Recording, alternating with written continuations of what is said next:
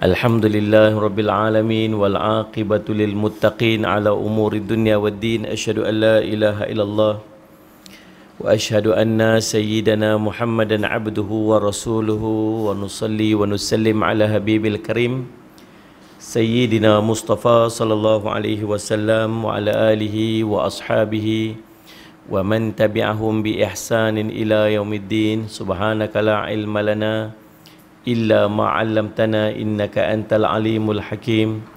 Rabbi shrah li sadri wa yassir li amri wa hlul 'uqdatam min lisani yafqahu qawli. Bismillah ma syaa Allah la yasuqul khaira illa Allah ma syaa Allah la yasrifus su'a illa Allah ma syaa Allah ma kana min ni'matin fa min Allah ma syaa Allah wa la hawla wa la quwwata illa billah al-aliyyil azim.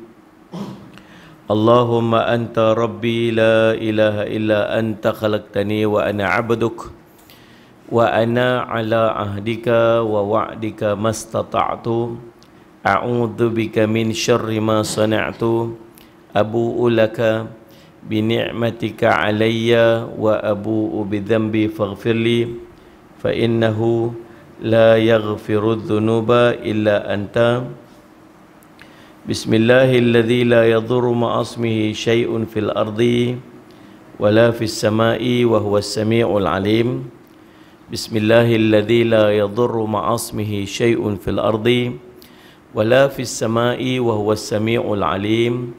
Bismillahilladzi la yadhurru ma'asmihi syai'un fil ardi wala fis sama'i wa huwas sami'ul alim. Na'udzu bikalimatillahi tammati min syarri ma khalaq. Na'udzu bikalimatillahi tammati min syarri ma khalaq. Na'udzu bikalimatillahi tammati min syarri ma khalaq. Allahumma inna na'udzu bika minal baras wal junun wal judham wa min sayyi'il asqam. Allahumma inna na'udzu bika minal baras wal junun wal judham wa min sayyi'il asqam. Allahumma inna na'udzu bika minal baras wal junun wal juzam wa min sayyi'il asqam. Allahumma inna nas'aluka ilman nafi'a wa rizqan tayyiba wa amalan mutaqabbala. Allahumma inna na'udzu bika Allahumma inna nas'aluka ilman nafi'a wa rizqan tayyiba wa amalan mutaqabbala. Allahumma inna nas'aluka ilman nafi'a wa rizqan tayyiba wa amalan mutaqabbala. Wa sallallahu ala sayyidina Muhammadin wa ala alihi wa sahbihi wa baraka wa sallam. Walhamdulillah. Tafsiran pada ayat pada surah Ali Imran ayat 55 hingga 58. A'udzu billahi minasyaitonir rajim.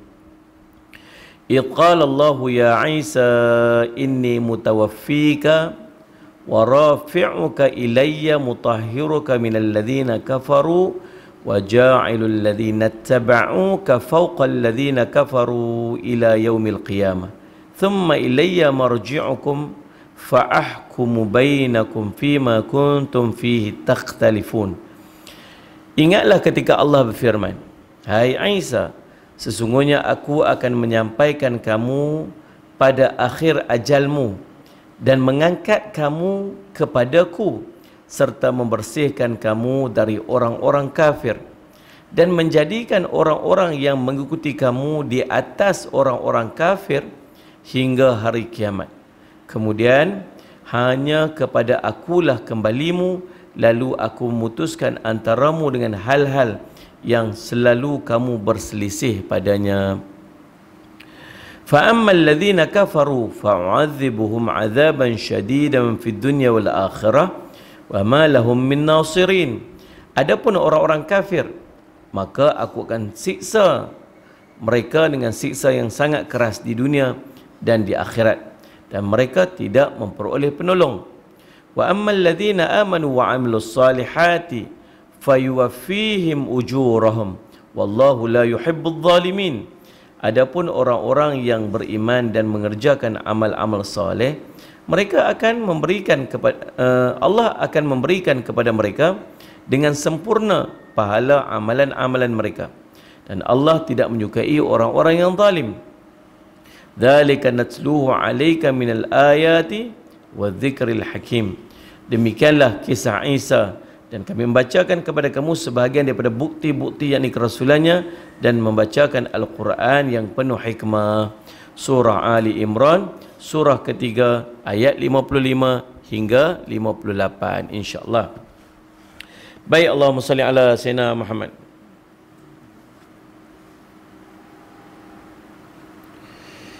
Tuan-tuan yang dirahmati oleh sekalian, kita masih membincangkan perihal Nabi Isa alaihissalam.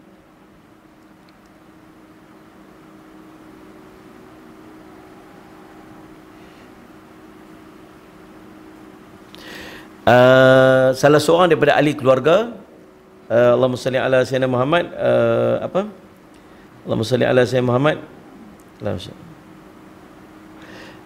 ahli keluarga Ali Imran. Jadi Salih Asmat dah cerita tentang Sayyidina Maryam, cerita tentang Nabi Zakaria alaihissalam, cerita tentang Allahumma salli ala Sayyidina Muhammad, cerita tentang mak kepada Sayyidina Allahumma salli ala Sayyidina Muhammad, Maryam. Dan juga hari ini kita masih membincangkan perihal Nabi Isa alaihissalam. Baik, Allahumma salli ala Sayyidina Muhammad.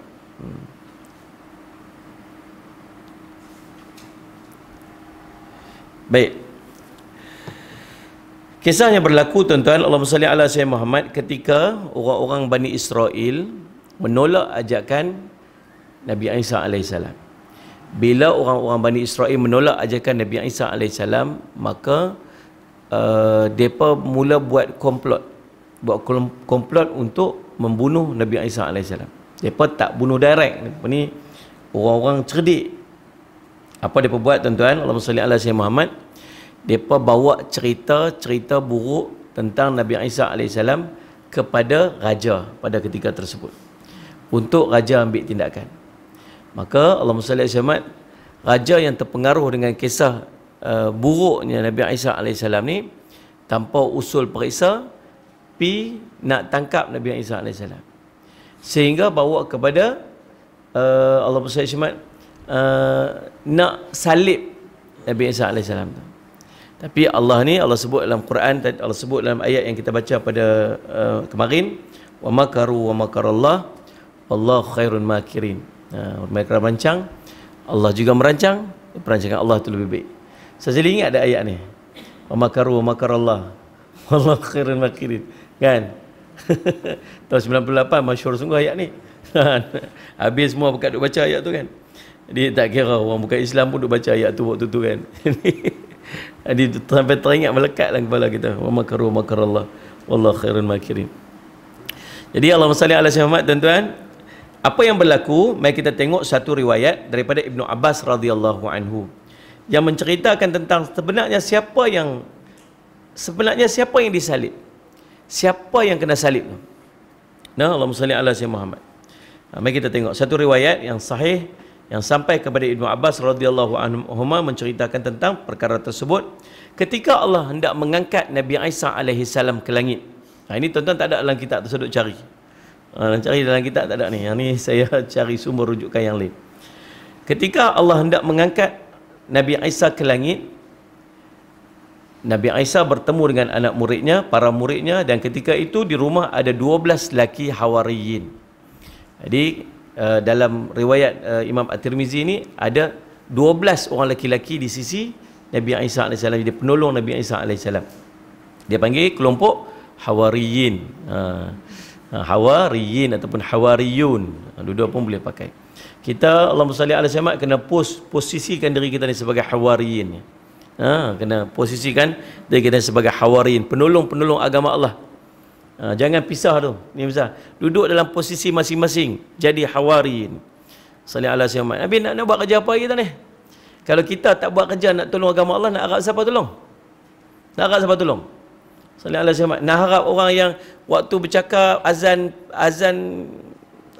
berhenti bercakap. Dekat tu je kan nak tolong kita, tolong nak jadi Hawari yang menolong agama Allah. Faham tak faham sudah? Kalau salli ala Sayyidina Muhammad, kita orang Islam tak posisikan diri kita jadi Hawariyin, nak harap siapa jadi Hawariyin? Kita lah kena jadi penolong agama Allah dalam posisi masing-masing. Bukan tunggu jadi ustaz, bukan tunggu nak jadi ustaz. Kita boleh jadi engineer, tapi kita engineer yang menjadi penolong agama Allah. Kita boleh jadi arkitek yang menjadi penolong agama Allah. Kita boleh jadi Allahumma salli ala Sayyidina Muhammad, orang media ni, jadi penolong agama Allah. Kita jadi makcik-makcik warga emas, kan? Warga emas, warga platinum, warga perak, kan? Platinum macam sedap kan? Saya macam titanium ke? Kita jadi orang yang kerja untuk menolong agama Allah. In tansurullaha yansurukum. Kamu tolong agama Allah, Allah akan tolong kamu. Tolong macam mana? Tolong dalam kehidupan kita dunia akhirat. Posisikan diri kita sebagai hawariyin, penolong-penolong agama Allah. Fikirlah macam mana nak buat. Fikir macam mana nak buat. Apa yang aku boleh sumbang pada agama? Apa yang aku boleh sumbang pada bergeraknya agama ni? Kan kita duk cari agama untuk kita. Kita duk dalam kuliah, kita nak belajar ilmu, kita nak hidupkan agama untuk kita. Betul tak ni? Faham tak saya tu kata apa? Macam Ustaz Luqman cakap semalam. Faham tak ni? Faham tak? Bunyi macam faham tak? Jadi siapa tiru siapa ni? Duk faham tak? Jadi Allahumma salli ala Sayyidina Muhammad. Apa kita lah ni duk pulun untuk kita je, pulun untuk kita. Jangan tinggal yang dekat luar sana. Apa posisi, apa yang kita boleh buat peranan-peranan kita supaya bukan setakat kita dapat agama ni untuk kita, kita nak juga agama ni untuk pi pada orang lain. Orang yang duduk sekitar kita, orang yang duduk dalam negara kita. Kan? Jadi hawariyin. Saya teringat macam mana Allahumma salli ala Sayyidina Muhammad, Tok Guru Yusuf Tobiak kan. Dia sebut pokok ni banyak. Pokok dalam dunia ni banyak. Ada pokok besar, ada pokok kecil. Ada pokok, ada buah, ada pokok tak ada buah. Ulang balik, pokok ni dalam dunia ni banyak. Ada pokok, ada buah, ada pokok tak ada buah. Pokok ada buah ni banyak. Ada pokok, ada buah boleh makan. Ada pokok, ada buah tak boleh makan. Salli ala Sayyidina Muhammad. Pokok buah boleh makan pun ada banyak. Ada yang sedap, ada yang tak sedap. Ni Allahumma salli ala Sayyidina Muhammad. Kata kita ni kena jadi pokok yang ada buah. Pokok yang ada buah. Bukan setakat nak jadi pokok, tapi nak jadi pokok yang ada buah. Salli ala Sayyidina Muhammad. Pokok, bukan setakat pokok ada buah. Kita ni kena jadi pokok ada buah yang boleh makan. Takat tu pun tak apa dah. Masuk orang dah boleh ambil manfaat daripada kita dah. Lagi bagus jadi pokok yang ada buah yang boleh makan, lepas tu sedap pula. Betul tak? Kita lah pilih jalan tu. Dan jadi orang yang ada manfaat untuk agama. Manfaat untuk agama. Pilih pikir-pikir sendirilah macam mana nak buat. Pikir-pikir sendiri macam mana kita nak buat supaya kita boleh ada sumbangan kita kepada agama. Jadi berapa orang? 12 orang.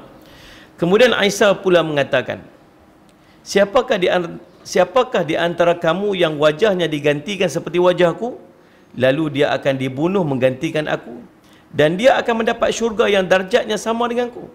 Lalu berdiri seorang pemuda yang paling muda usianya. Saya. Kemas ni. Ni Salih Al-Syamad. Maksud ni dia panggil apa? Without any hesitation. Tu bahasa kampung saya. Betul mak? Mak aku. Langsung tak ada ragu ni. Siapa yang dekat sini yang mau wajah dia tukar macam wajahku, dia akan dibunuh. Nanti syurga dia duduk sama dengan aku. Seorang lelaki, budak lelaki bangkit. Saya. Memang langsung tak ada fikir dah. Kalau kita, Tok Guru kita tu, siapa yang sanggup nanti ni depan tu depa nak bunuh tu. Siapa sanggup pergi ganti saya? Semua kepala masuk dalam baju habis. Tak apalah Ustaz pilu, kami follow kat belakang. Punya tak apa. Kami sentiasa berdiri di belakang Ustaz. Di belakang sungguh Ustaz pilu. Macam apa Bani Israel dengan Nabi Musa kan. Tak apa ni Nabi Musa pilu, kami nanti backup kat belakang. Lagu tu lah. Baik, Allah Musa Syamad. Dia kata apa? Lepas tu Nabi Isa kata apa? Duduk. Nabi suruh dia duduk. Allah Musa Syamad. Nabi Isa mengulang lagi tawarannya. Dan pemuda itu angkat tangan lagi. Dia kata saya. Nabi Isa tetap menyuruhnya duduk. Hingga berlangsung sampai 3 kali. Dan di yang ketiga, pemuda itu angkat tangan saya. Lalu Nabi Isa mengatakan, ya, kamu orang dia. Ya, baik, kamu orangnya. Subhanallah. Allah Syamad. Nak kata Allah Syamad sampai macam tu kan.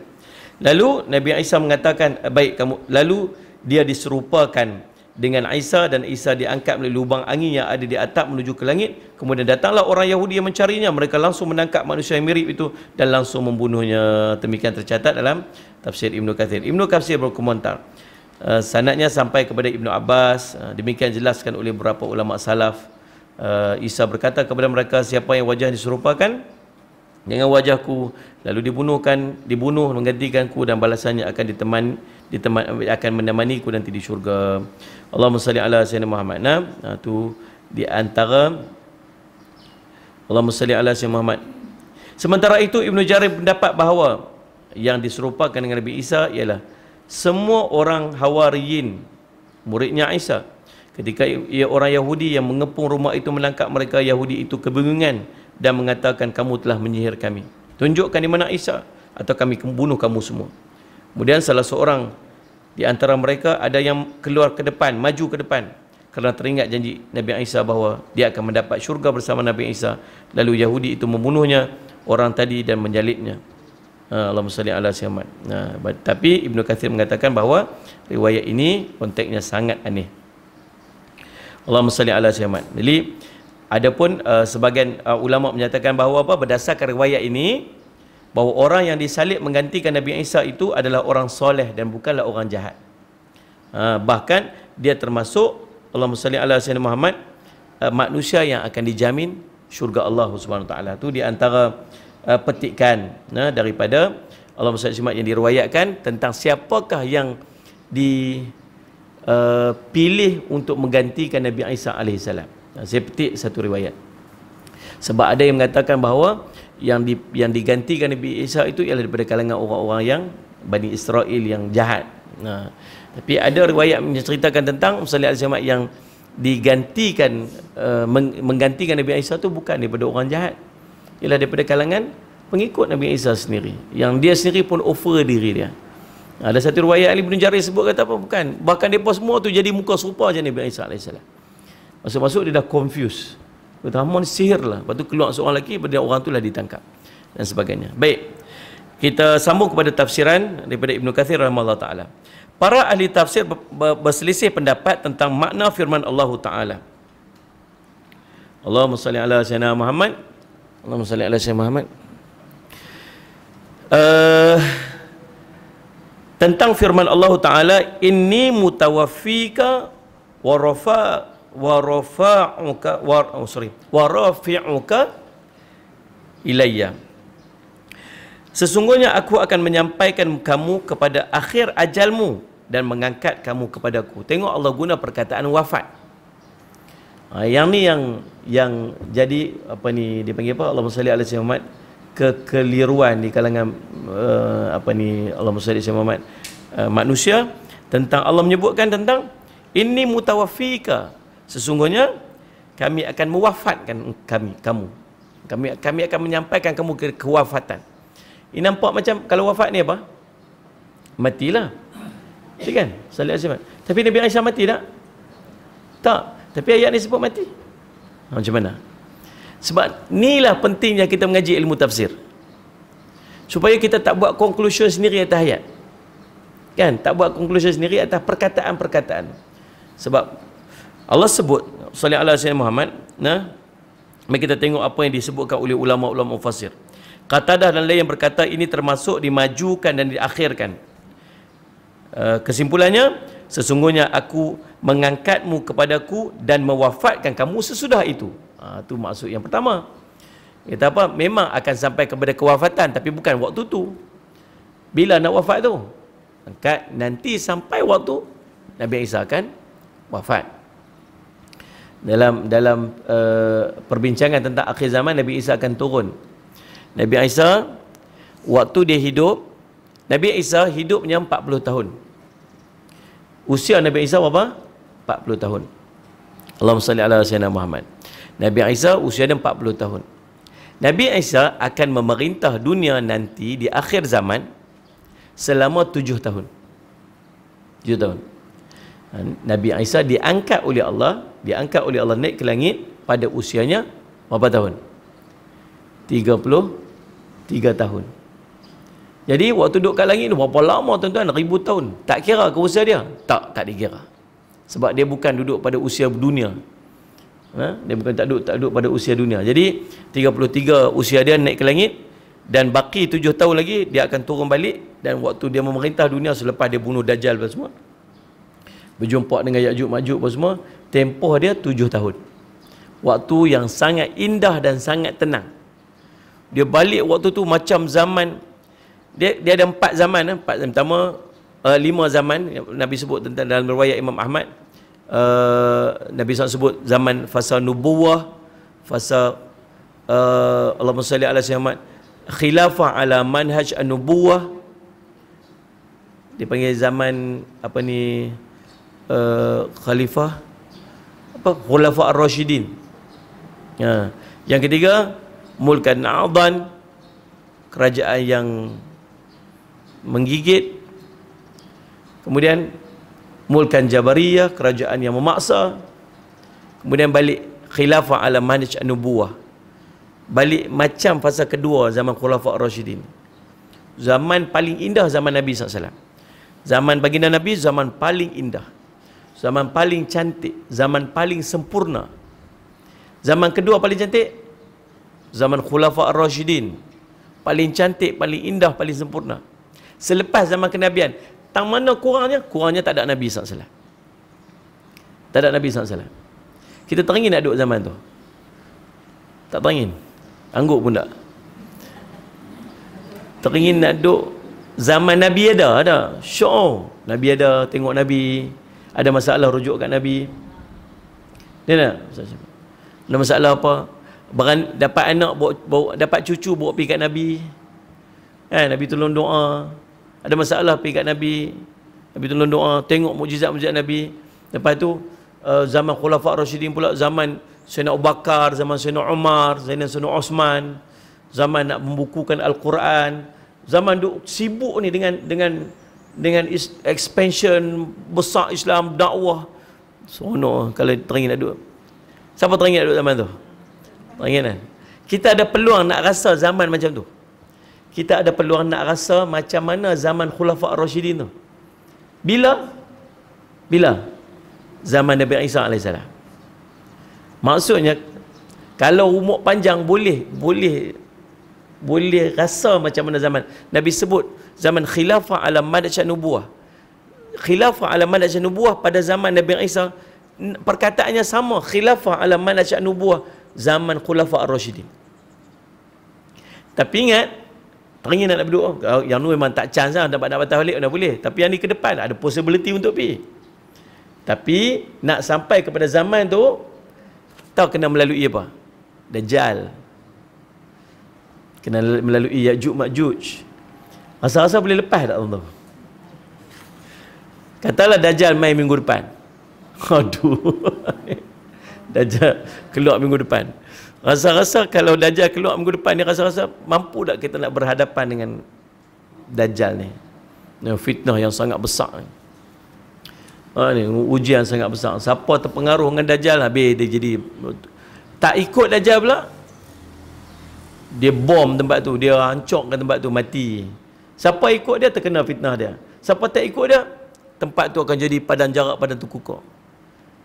Rasa-rasa ada chance tak untuk kita selamat ni? Dia main pula bawa ayak, bawa api. Kan? Siapa, Nabi kata, kamu tengok ayak tu, kamu tengok ayak yang tu api, Nabi kata. Nampak ayak, nampak api ni, tu ayak. Kamu pi kat tempat api tu, pejam mata, pi celup, pi terjun dekat dalam dia. Rasa-rasa kalau dia main sungguh-sungguh kat kita depan ni satu ayak satu api, rasa nak terjun ke mana? Apa betul nak terjun mana?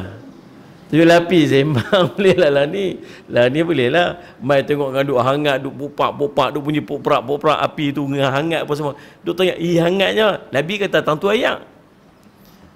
Nabi kata tentu ayak di antara iman dengan benda yang kita nampak kat depan. Yang Nabi kata tu ayak tu iman je, benda tak nampak. Tak terjun api sungguh. Macam mana? Tak tahulah tuan-tuan. Agak selamat tentu je. Dah lah berapa lama tak makan, dengan lapak pun cukup, dengan dajjal bawa main roti, dengan apa pakai roplah jingga kita hari tu tuan. Cerita dia. Faham ni? Jadi Allahumma salli alaihi wasallam, jadi itu yang kita takut tu. Dari nak sampai ke tahap tu, keindahan tu, dia mesti melalui fasa-fasa ni. Jadi kita takut tu. Jadi tuan-tuan, Allahumma salli ala sayyidina Muhammad. Jadi Allahumma salli alaihi, jadi nak cerita pasal apa yang pilang tu cerita Nabi Isa alaihissalam dia diangkat dan pemerintahan Nabi Isa 7 tahun tu. Jadi 33 tahun Nabi Isa alaihissalam diangkat ke langit, dan pada 7 tahun yang akhir tu Nabi Isa akan memerintah di fasa akhir zaman. Selepas Nabi Isa wafat, makam Nabi Isa tu dah ready dah siap dah. Siap dah.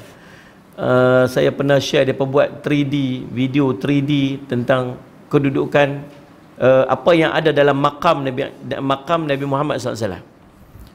Seolah macam kita masuk kat dalam tu. Masuk dalam tu 3D lah, tapi 3D bukan gambar. Dia buat pakai komputer. Masuk, tengok kiri kanan ada apa sebagainya. Rupanya susunan kubur ada 3 kubur dekat dalam. Itu adalah rumah Nabi SAW, rumah Sayyidina Aisyah radhiyallahu anha. Makam Nabi SAW lah ni, itulah tapak rumah Sayyidina Aisyah radhiyallahu anha. Waktu Nabi SAW wafat, para Nabi ni dia akan dimakamkan di mana dia wafat. Mana dia wafat, tentulah dia akan dimakamkan. Macam tuk-tuk guru lah, tuk-tuk guru mana buka madrasah ke apa semua, dia kalau dia nak tentu kan. Tapi Ustaz Bakacik almarhum kan, dia bila dia meninggal dulu, depa simpan dia duduk di antara masjid di madrasah dia tu, masjid dengan asrama. Asrama kat belakang, masjid kat depan, buat kubur dekat tengah tu. Jadi pelajar-pelajar daripada asrama ni, waktu tu saya pergi singgah tengok asrama, nak pi ke masjid kan, nak jalan pergi masjid tu, singgah bagi hantar Fatihah dulu pergi. Saya balik pada masjid, singgah hantar Fatihah tu. Tiap-tiap hari, tak putih-putih sampai hari ni. Seronok dia. Maksudnya orang yang dia mungkin tak minta macam tu, tapi orang yang menguruskan tu fikir nak bagi kebaikan untuk dia macam tu. Betul tak ni? Macam dengan untuk guru ustaz, macam Ustaz Fadhil Nur. Dia buka madrasah dekat Kedah tu, Darul Ulum. Lepas dia meninggal, simpan kat mana? Simpan dekat depan madrasah. Budak-budak mengaji, orang pergi menuntut ilmu, tak pernah lupa untuk singgah pergi hantar Fatihah kat dia. Faham tak? Nabi, kalau para Nabi, tang mana mereka wafat, tentulah tempat dia akan dimakamkan. Jadi dimakamkan Nabi SAW dekat mana? Nabi SAW dimakamkan, Allahumma salli ala sayyidina Muhammad, depan, dalam rumah Sayyidina Aisyah radhiyallahu anha. Allahumma salli ala sayyidina Muhammad. Sayyidina Aisyah. Kemudian, selepas tu, Sayyidina Abu Bakar radhiyallahu anhu. Waktu Sayyidina Abu Bakar disimpan di dalam di sebelah kubur Nabi SAW dalam rumah Sayyidina Aisyah. Waktu tu Allahumma salli alaihi wasallam, Sayyidina Aisyah duduk dalam rumah tu lagi. Rumah dia bukan besar, rumah dia kecil je. Rumah dia kecil je. Jadi bayangkan dalam rumah yang kecil tu, bilik tu, dalam rumah tu ada kubur. Salli alaihi wasallam. Kita tak ada lelaki dah. Kalau ada makcik-makcik yang ada suami lagi kan, boleh bayang tak suami meninggal tanam dalam rumah? Rasa-rasa gamak tak? Duduk dalam rumah. Tapi tak apa, tu Nabi, suami dia. Lepas tu yang sebelah tu Sayyidina Abu Bakar siapa? Sayyidina Abu Bakar siapa kepada Sayyidina Aisyah? Menantu isteri. Astagfirullahaladzim. Pak dia. Astagfirullahaladzim. Ayah dia. Kan? Kita apalah, masih ahli keluarga lagi. Mai yang ketiga siapa? Sayyidina Umar. Sayyidina Umar wasiat kepada Sayyidina Abdullah Ibnu Umar, anak dia, bagi tahu kalau dia mati nak dia ditanamkan di sisi kubur Nabi SAW. Belah bagi hati Sayyidina Abdullah Ibnu Umar ni. Macam mana nak pergi bagi tahu dekat Sayyidina Aisyah ni yang ayah dia minta tanam dekat dalam kubur, dalam rumah dia. Jangan anggap macam lah ni, jangan anggap tanam kubur tu rumah dia, rumah dia. Yang tu tak apalah suami dia, yang tu tak apalah ayah dia. Ni orang luar ni. Sayyidina Abdullah bin Umar pergi nak habaq. Assalamualaikum, salam. Nak minta sikit boleh tak? Minta apa? Ayah meninggal dah. Apa tu? Dah, ayah minta nak tanam dalam rumah ni. Tuan boleh bayang tak? Tuan boleh bayang kalau pak kita pergi minta tolong. Tolong Ustaz, nanti kalau pak mati ni pergi habaq kat rumah Tok Imam tu, tanam dalam rumah Tok Imam. Tak pening kepala Tok Imam. Tanam balik. Subhanallah tuan-tuan, macam mana dia nak habaq? Sayyidina Aisyah radhiyallahu anha, dia kata, kalau bolehkan saya lah nak duduk kat sini. Yang ni suami dia, yang ni ayah dia. Kalau boleh dia lah nak duduk kat situ, dan ni rumah dia. Betul kan? Logiknya dia lah, dah jadi macam kubur tu, dia lah, siapa lagi. Tapi demi Umar, sacrifice. Dan bermula ditanam saja Sayyidina Umar dekat dalam rumah, Allahumma salli ala Sayyidina Muhammad. Ditanam saja Sayyidina Umar, disimpan Sayyidina Umar dekat dalam rumah dia, dia pun keluar. Pasal apa dia keluar? Pasal susah. Awak, yang nu ayah dia tak apa, yang nu suami dia boleh buka-buka aurat dalam rumah. Yang ni Sayyidina Umar, orang bukan mahram dia. Lagi nak tuduh, nak tutup, susah keluar. Padahal kubur orang mati dah. Tapi nak cerita macam tu Sayyidina Aisyah radhiyallahu anha, akhirnya keluar. Tentang dalam Sayyid Simat. Okey, duduknya bersusun. Sayyidina Abu Bakar, Nabi SAW, kemudian atas bukan atas parallel macam tu, dia menyiring sikit macam tu, dia sengit sikit macam tu, itu Sayyidina Abu Bakar. Lepas tu atas Sayyidina Abu Bakar ni ke sini sikit, itu Sayyidina Umar radhiyallahu an. Jadi macam tangga tu. Dia faham tak ni? Okey. Di depan Sayyidina Umar radhiyallahu an, atas kepala dia tu setentang dengan Nabi SAW. Boleh faham kan? Satu macam ni, satu macam ni, satu macam ni, tiga kan? Ni depan ni yang setentang dengan Nabi SAW, itulah lot yang kosong yang telah sedia khas untuk Nabi Isa AS. Tu. Kalau tengok balik dia punya 3D tu, nampak dah lot kosong tu, memang dia spare dah satu khas untuk Nabi Isa AS. Jadi Nabi Isa akan dimakamkan di situ. Allahumma salli ala sayyidina. Selepas berapa lama? Selepas 7 tahun. Baik, Allahumma salli ala sayyidina Muhammad. Jadi tak mana ni?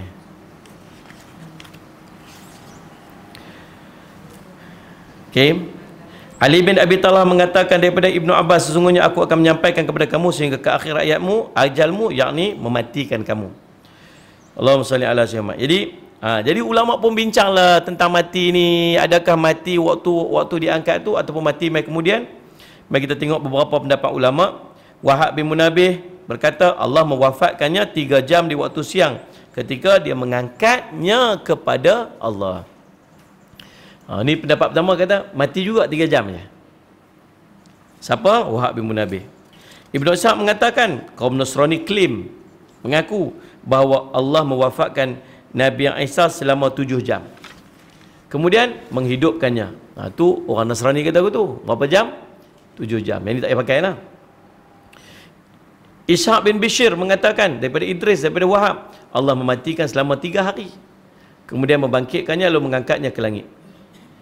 Matar Al-Waraq mengatakan sesungguhnya aku mewafatkanmu daripada dunia, bukan wafat kematian. Nama wafat, tapi bukan wafat kematian. Wafat apa ni? Tidur. Demikian dikatakan oleh Ibnu Jarir, mewafat berarti mengangkatnya. Majoriti ahli tafsir berkata yang dimaksudkan dengan wafat di sini ialah tidur. Sebab Allah berfirman dalam Quran, wa huwallazi yatawaffakum bil-laili wa ya'lamu ma jarahtum bin-nahar. Duduk tengok baca nak respon. Baca berhenti tu saya tengok mulut dia nak sambung kena. Salih alaihi wasallam. Allah kata apa? Wa huwallazi yatawaffakum bil-lail. Guna perkataan apa? Wafat. Dan dialah, wa huwallazi, dialah ini Allah yang mewafatkan kamu ketika malam hari. Wafat ni maksud apa? Tidur. Dan mengetahui apa yang kamu kerjakan pada siang hari. Jadi Allah guna juga perkataan wafat. Sama dengan Allah guna perkataan wafat pada Nabi Isa AS. Jadi sebab tu majoriti ulama menyatakan yang dimaksudkan dengan wafat itu bukan wafat kematian, tetapi wafat tidur. Sebab tidur itu juga kematian yang kecil. Tidak. Nah, Allahumma salli ala sayyidina Muhammad. Allah sebut lagi dalam yang tadi surah Al-An'am ayat ke-6, surah 60, surah ke-6 ayat 60. Allah juga berfirman, Allahu yatawaffal anfusa hina mautiha wallati lam tamut fi manamiha. La akhir ayat. Allah memegang jiwa ketika matinya dan memegang jiwa orang yang belum matinya di waktu tidurnya. Jadi itu di antara ayat-ayat tersebutlah. Baik, Allahumma salli ala sayyidina Muhammad. Allahumma salli ala sayyidina Muhammad.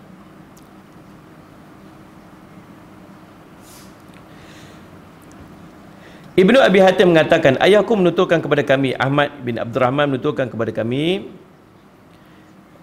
Rabi' bin Anas menuturkan kepada kami daripada Al-Hasan bahawa dia berkata dalam firman Allah Ta'ala, inni mutawaffika, sungguhnya aku akan menyampaikan kamu kepada akhir ajalmu, yakni wafat tidur.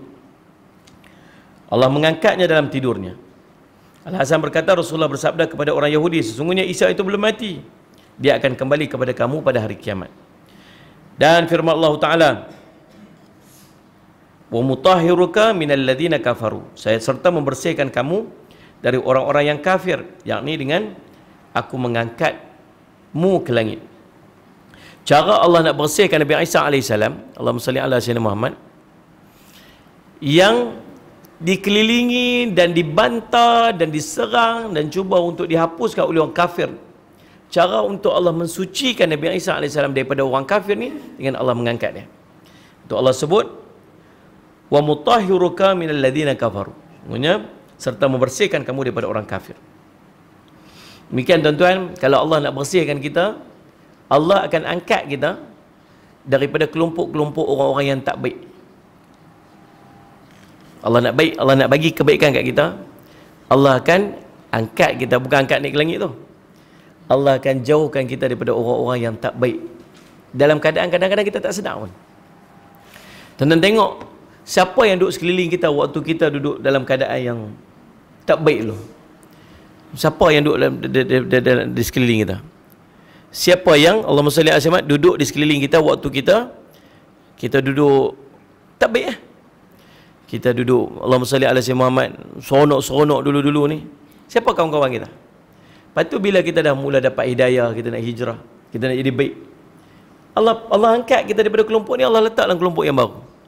Yang duduk sekeliling kita ni orang-orang yang macam sama fahamnya macam kita, yang nak baikkan macam kita, yang nak pergi kuliah sama macam kita, yang kongsi-kongsi sama macam kita. Di seolah macam Allah pisah, Allah susun macam tu kehidupan kita sebenarnya. Jadi bila Allah nak membersihkan Nabi Isa AS, maka Allah angkat Nabi Isa AS daripada orang kafir. Alladzina tabauka fawqa alladzina kafaru ila yaumil qiyamah, dan menjadikan orang-orang yang mengikuti kamu ke atas orang kafir hingga hari kiamat. Memang begitulah yang terjadi, sebab setelah Allah mengangkat Al-Masih Isa alaihi salam ke langit, para pengikutnya berpecah-pecah menjadi beberapa aliran. Allahumma salli ala sayyidina Muhammad. Ada yang mengimani ajaran dengannya, bahawa Allah mengutusnya, bahawa dia adalah hamba dan utusan Allah, serta putra hamba wanitanya. Ada yang bersikap ghulu. Apa maksud ghulu? Ghulu ni maksud berlebih-lebihan. Kalau jumpa perkataan ghulu, ni kita belajar satu perkataan hari ni. Ghulu ni maksud berlebih-lebih. Lebih daripada sepatutnya, dia panggil ghulu. Yang melampau tu ghulu dia panggil. Melampau, ghulu, berlebih-lebihan. Ada yang bersikap ghulu terhadapnya hingga menjadikannya sebagai anak Allah. Tu melampau tu. Yang lain bahkan ada yang berkata dia adalah Allah sendiri. Ada yang lain berkata dia adalah pihak ketiga dari tiga. Apa pihak ketiga daripada tiga? Ada Tuhan Bapa, ada Tuhan Mak, ada Tuhan Anak.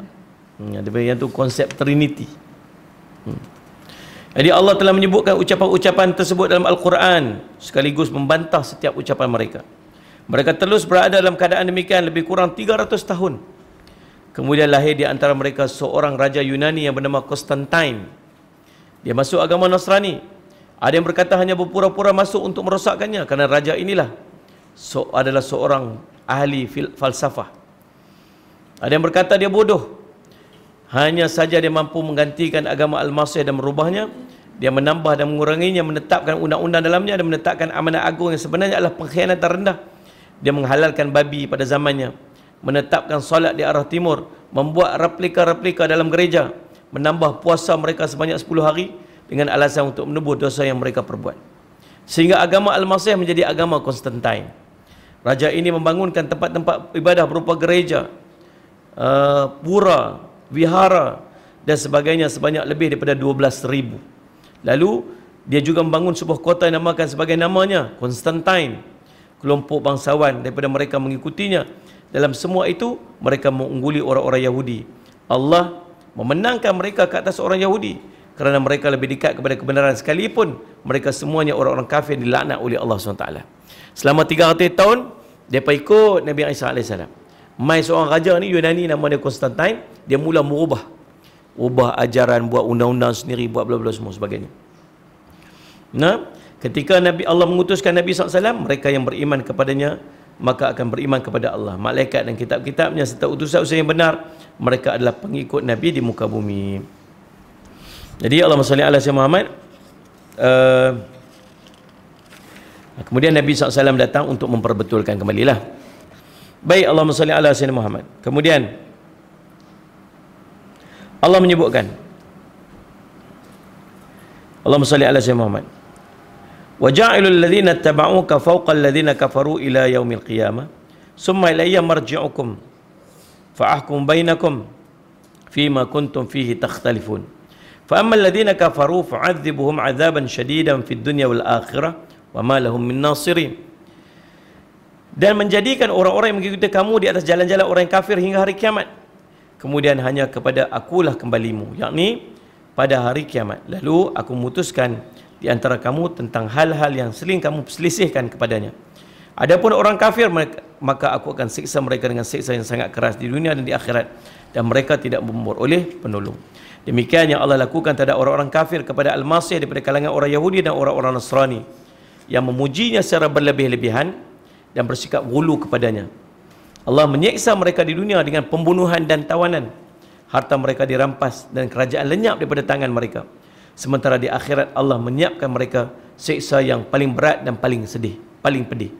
Boleh bayang tak tuan-tuan macam mana orang-orang yang mengingkari Allahumma salli ala Nabi Isa AS. Di dunia lagi mereka dah disiksa dah. Kena tekan, kena perang, kena rampas harta-harta mereka. Dah dunia dah kena macam tu. Di akhirat pula kena azab yang sangat pedih. Buat penat tuan-tuan, buat letih. Kalau paling tidak dapat nikmat di dunia, di akhirat kena azab, paling tidak rasa juga nikmat kat dunia tu walaupun tak terang mana pun. Lebih elok kalau dekat dunia pun dapat manfaat, akhirat pun dapat manfaat. Nah, sallallahu alaihi wasallam. Tapi orang-orang yang selepas Nabi Isa wafat, mereka buat cerita mereka sendiri, ubah agama. Akhirnya apa? Di dunia pun hidup tak tenang. Kena serang, kena bunuh, kena perang. Sallallahu alaihi wasallam Muhammad, kena rampas harta benda. Di akhirat lagi azab Allah sediakan dengan azab yang pedih. Wa ma lahum minallahi min waq. Dan tidak ada bagi mereka seorang pelindung pun daripada azab Allah. Surah Ra'du ayat ke-34.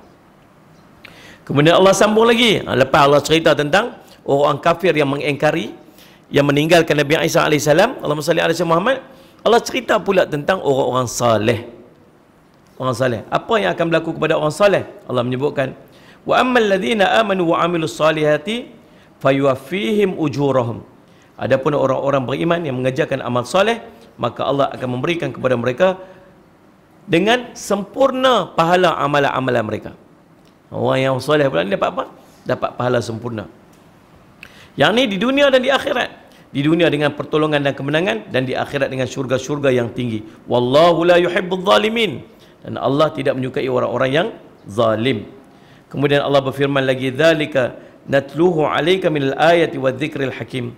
Demikianlah kisah Nabi Isa kami bacakan kepada kamu sebahagian daripada bukti-bukti kerasulan dan membacakan Al-Quran yang penuh hikmah, yakni apa yang kami kisahkan kepada kamu ini wahai Muhammad tentang Isa daripada awal penciptaannya, kelahirannya, bagaimana dia lahir, termasuk yang Allah firman dan wahyukan serta turunkan kepada kamu daripada Lauhul Mahfuz, tidak ada keraguan dan kebimbangan padanya, sebagaimana Allah menfirman dalam Al-Quran surah Maryam, dzalika Isa bin Maryam qaulal haqqil ladzi fihi yamtarun.